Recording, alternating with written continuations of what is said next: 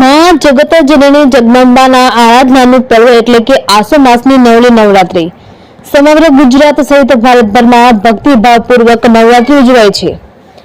નાના મોટા સૌ કોઈ માં જગદંબાની આરાધના કરી ગરબા ઘૂમતા હોય છે. માતાજીના નવલા નોરતાને હવે ગણતરીના જ દિવસો કે કલાકો બાકી છે.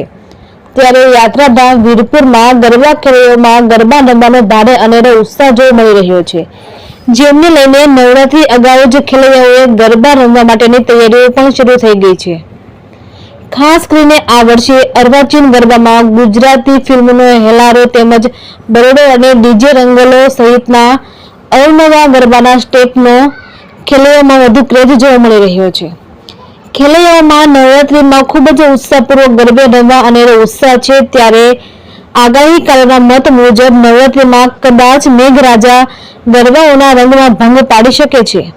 નવરાત્રીમાં કદાચ વરસાદ પણ વરસી શકે છે, જેને લઈને ગરબામાં ખેલૈયાઓએ ખૂબ જ ઉત્સાહથી જણાવ્યું હતું કે નવલા નોરતાના 9 દિવસ ખેલૈયાઓ માટે સોનાના હોય છે અને 1 વર્ષથી નવરાત્રીની રાહ જોતા હોય છે. ત્યારે વરસાદ આવે કે ન આવે પણ નવરાત્રીમાં અમે ગરબા છત્રી લઈને કે રેનકોટ પહેરીને રમશું અને રમશું જ.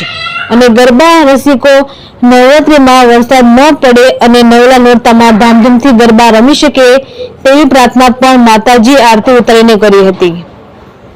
રિપોર્ટર ભાગ્યેશ ડોબરિયા, વીરપુર.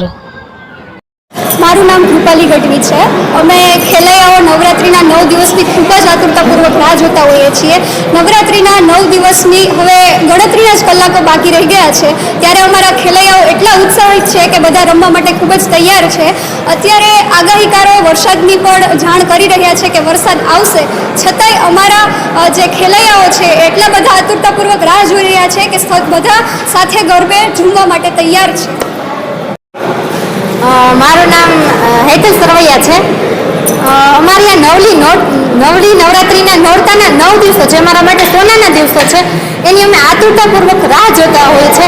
એ અમારા જલારામ દાંડિયા ક્લાસીસમાં પ્રેક્ટિસ કરાવેલા ફ્રી સ્ટાઇલ, હેલારો, તાલીરાસ કે પછી કોઈ બી સ્ટાઇલ હોય, ટીટડો હોય, એ અમે રમવા માટે એટલા આતુર છીએ. વરસાદ આવે કે ન આવે, અમે રમવાના છે એ ફાઇનલ વાત છે.